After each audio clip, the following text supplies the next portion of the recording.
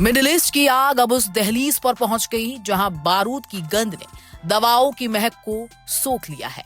Iran जो एक तरफ महाशक्ति अमेरिका और इजराइल की मिसाइलों का सामना कर रहा है, अब एक और मोर्चे पर टूटता नजर आ रहा है और वो मोर्चा है भूख और बीमारी का।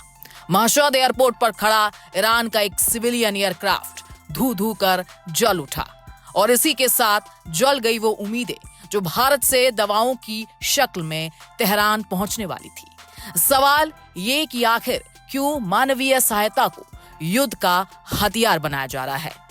तारीख 31 मार्च, वक्त उड़ान भरने से कुछ देर पहले मशहद इंटरनेशनल एयरपोर्ट के रनवे पर खड़ा महान एयर का ये यात्री विमान नई दिल्ली के लिए रवाना हो रहा था। इसे भारत आना था खाली हाथ नहीं, बल्कि उन 11 टन दवाइयों और राहत सामग्री को लेने जिसके लिए भारत के कोने कोने से लोगों ने चंदा इकट्ठा किया था। लेकिन टेक ऑफ से पहले ही एक गरजती हुई मिसाइल ने इसके परखच्चे उड़ा दिए। ये हमला महज एक विमान पर नहीं था, बल्कि ईरान की उस सप्लाई लाइन पर था जो उसे जंग के बीच सांसें लेने की मोहलत दे रही थी। अमेरिकी एयरफोर्स ने इसे निशाना बनाया और दावा किया कि ये खुफिया इनपुट के आधार पर की गई कार्रवाई है। लेकिन धधकते मलबे के बीच सवाल ये खड़ा है कि क्या अब मानवीय मदद ले जा रहे विमान भी दुश्मन की फेहरिस्त में शामिल है। अमेरिकी राष्ट्रपति डोनाल्ड ट्रंप का तेवर साफ है। उनके मुताबिक ईरान की नौसेना और एयरफोर्स का ढांचा लगभग ध्वस्त हो चुका है। ऐसे में ईरान अब दवाओं और राशन के लिए अपने कमर्शियल और कार्गो जहाजों का इस्तेमाल करने को मजबूर है। इजराइल का दावा है कि ये विमान IRGC और कुछ फोर्स के लिए कवर का काम कर रहे थे। उनका आरोप है कि इनकी आड़ में हथियार और लड़ाके भेजे जा रहे हैं, लेकिन जमीन पर हकीकत कुछ और ही बयां करती है। सैटेलाइट से मिली तस्वीरें चीख चीख कर कह रही है कि ये वही जहाज थे जिनका इस्तेमाल घायलों को बचाने और भूखों तक रसद पहुंचाने के लिए किया जाना चाहिए। जंग भले ही हजारों किलोमीटर दूर हो, लेकिन इसकी तपिश भारत के गलियारों में महसूस की जा रही है।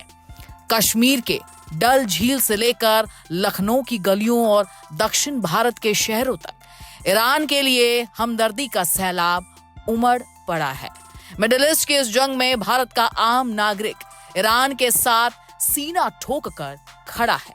सोशल मीडिया पर जारी QR कोड और बैंक खातों के जरिए लाखों का फंड जुटाया गया। महिलाओं ने अपने जेवर उतारकर दूतावास को सौंप दिए ताकि तेहरान में दवाइयों की कमी ना हो। भारत सरकार ने भी 18 मार्च को मदद की पहली खेप भेजी थी, लेकिन अब जब अगला विमान 1 अप्रैल को आने वाला था, उसे रास्ते में ही ढेर कर दिया गया। ईरान की मुश्किलें अब पहाड़ जैसी हो गई है। 1 महीने से जनता ऑफलाइन है। 2000 से ज्यादा मौतें हो चुकी है और 27,000 से ज्यादा घायल अस्पतालों में बिस्तर के अभाव में तड़प रहे हैं। अगर इसी तरह यात्री जहाजों को गिराया जाता रहा तो दवाइयों के अभाव में ये आंकड़ा और भयावह हो सकता है। ईरान अब विकल्प तलाश रहा है। क्या वो समुद्र के रास्ते मदद मंगाएगा या फिर किसी तीसरे देश के जरिए भारत से सामान ले जाएगा। अमेरिका की ये वियतनाम जैसी रणनीति ईरान को घुटनों पर लाने की कोशिश है, लेकिन ईरानी अवाम का जज्बा अब भी इस घेराबंदी को चुनौती दे रहा है। मशहद एयरपोर्ट की आग बुझ जाएगी, लेकिन जो सवाल इस हमले ने छोड़े हैं वो अंतर्राष्ट्रीय कानूनों और मानवीय संवेदनाओं को लंबे समय तक झुलसाते रहेंगे। क्या युद्ध इतना अंधा हो गया है कि दवाइयों से भरे जहाज और हथियारों से लदे टैंक के बीच का फर्क खत्म हो गया है? फिलहाल ईरान के एक और विमान भेजने की तैयारी में है, लेकिन डर इस बात का है कि क्या वो विमान भारत की सरजमीं तक सुरक्षित पहुंच पाएगा।